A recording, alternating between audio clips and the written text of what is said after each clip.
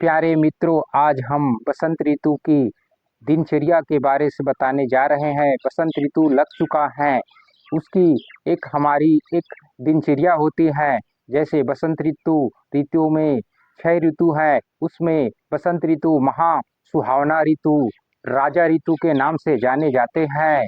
मैं वैद्य लखनलाल आप लोगों को इस ऋतु की दिनचर्या के बारे से बताने जा रहा हूँ। इस वीडियो को लगातार बने रहे, सब्सक्राइब लाइक शेयर जरूर कीजिए। अब हम इस ऋतु में क्या खाना है, क्या ना खाना है, इसकी जो आहार विहार से जो हमारे शरीर स्वस्थ रहे, निरोग रहे। आज क्योंकि बसंत ऋतु एक ऐसी ऋतु कर सकते हैं, आप ध्यान भी कर सकते हैं।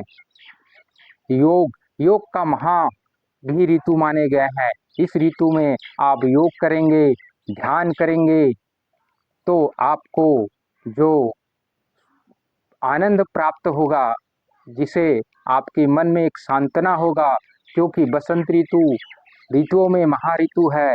आप सुबह उठकर योग करें, ध्यान करें, बाग बगीचा में घूमें और बसंत ऋतु आप शहद, गुड़, कुछ फल का रस भी ले सकते हैं। क्योंकि आप इस मौसम में गेहूं का जो आप रोटी बनाकर आप खा सकते हैं। इसे बहुत ही उत्तम माने गए हैं। पुराने चावल जो आप दूध ले सकते हैं। इसमें खटाई वर्जित है, दही वर्जित है, दिन को सोना वर्जित है। आप इसका यूज ना करें। बसंत ऋतु कफ का ऋतु है। आपको कफ से बचना है, अपने शरीर को स्वस्थ, ऊर्जावान, बलवान बनाना है।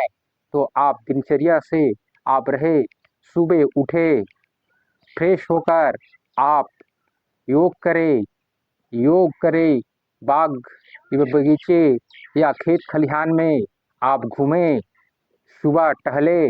आप उससे जो आपकी जो शरीर में एक ऊर्जा का संचार होगा। आप इसके बाद आप कुछ मधुर रस लीजिए। आप मधुर रस ले सकते हैं। मधुर रस लेने से आपके शरीर में एक ऊर्जावान ताकत का अनुभव होता है। क्योंकि बसंत ऋतु में शहद, गुड़ बहुत ही उत्तम औषधि माने गए हैं। इसको आप हरड़ के साथ अगर शहद को लेंगे तो बहुत ही उत्तम ऋतु माने गए हैं। आप इसका औषधि भी ले सकते हैं। आपको खटाई वाले से परहेज करना है, मिर्च मसाला ज़्यादा ना खाए, ज़्यादा ठंडा चीज़ से वर्जित करना है। क्योंकि कफ जो प्रगति जितने भी कफ का जो बढ़ाते हैं, अधिक ठंडे, अधिक खट्टे, जो ये चीज़ है वो शरीर की कफ को बढ़ा देते हैं। बाकी ऋतुओं में महाऋतु राजा माने गए हैं। आप रस को आप यूज करेंगे, जैसे मधुरस है, गन्ने का रस है, कोई भी फल का रस है, आप ले सकते हैं, जूस ले सकते हैं। लेकिन ठंडा जूस ना ले। आप गुड़, शहद की बहुत ही अति ही उत्तम है। आप पुराने चावल खाइए, रोटी खाइए, फल फूल खाइए। आप इसकी जो ऋतु है, आप इसका वर्जित, दिन को सोना भी वर्जित माने गए हैं।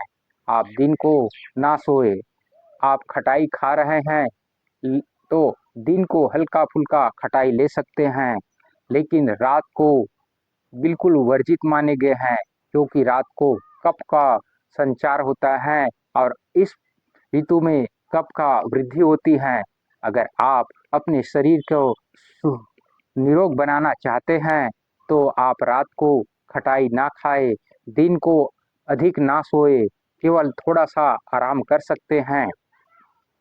इसका जो आहार विहार के हिसाब से आप करेंगे तो बहुत ही उत्तम महा आपकी स्वस्थ निरोग रह सकते हैं। लोम विलोम कर सकते हैं, प्राणायाम कर सकते हैं, कुंभक क्रिया कर सकते हैं, क्योंकि इस ऋतु में बहुत ही उत्तम औषधि है।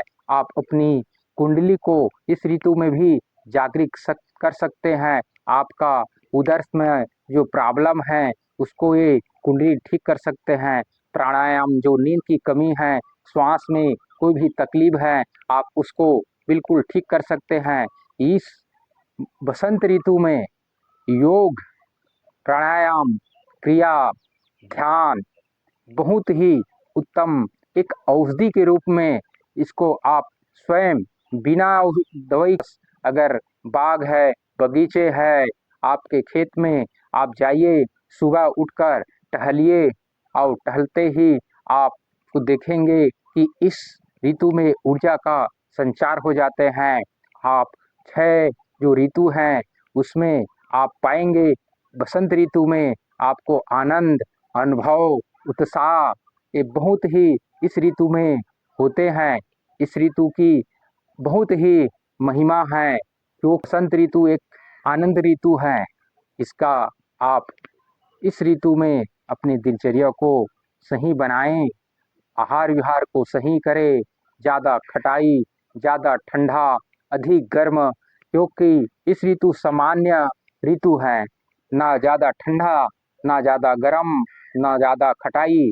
बिल्कुल आप इसका परहेज कर अगर सामान्य स्थिति से आप खान पान का रहेंगे और दिनचर्या से आप चलाएंगे, जैसे दिनचर्या, दिन को अधिक ना सोना, तो आप अपने शरीर में एक नई प्रसन्नता, आनंदता आप पाएंगे, जिसका आप जरूर इस ऋतु पत्र आप 15 दिन तक 15-15 पत्रे सुबह अगर आप चुगलाकर खाएंगे तो ऋतु बसंत ऋतु में ऐसी आयुर्वेद में बताया गया है कि नीम के जो पत्र है, 15 छोटे छोटे 15 जो पत्ते हैं उसे आप खाएंगे तो आपके शरीर में अनेकों प्रकार की जो रोग हैं वो बिल्कुल ठीक हो जाते हैं। इस ऋतु में ही इसका उपयोग बताए गए हैं।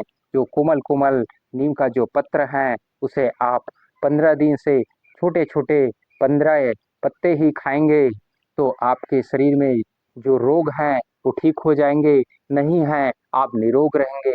साल भर तक के इसका जो शक्ति है वो पूरा रहे रहते हैं, आपकी रोग प्रतिरोधक क्षमता को बढ़ा सकते हैं। आपकी जो शरीर में जैसे फोड़ा फुंसी हो गया है उसको भी ये ठीक करने की शक्ति है। आपकी बुखार है, पुराने बुखार हैं, उसको भी ये ठीक कर सकते हैं, क्योंकि बसंत ऋतु में नीम का जो पत्र कहा है खाने के लिए बहुत ही उत्तम औषधि माने गए हैं। इसका आप दिनचर्या से खाएं। अगर नीम के पत्र खा रहे हैं तो खटाई से बिल्कुल परहेज करें, क्योंकि आप नीम के फल फूल, शहद, गुड़, चावल, रोटी खा सकते हैं और अपनी दिनचर्या को सही बनाकर आप बसंत ऋतु में स्वस्थ रख सकते हैं। इस ऋतु की आप दिनचर्या से रहें और अपने होने वाले जो रोग हैं उसे दूर करें और 6 जो ऋतु में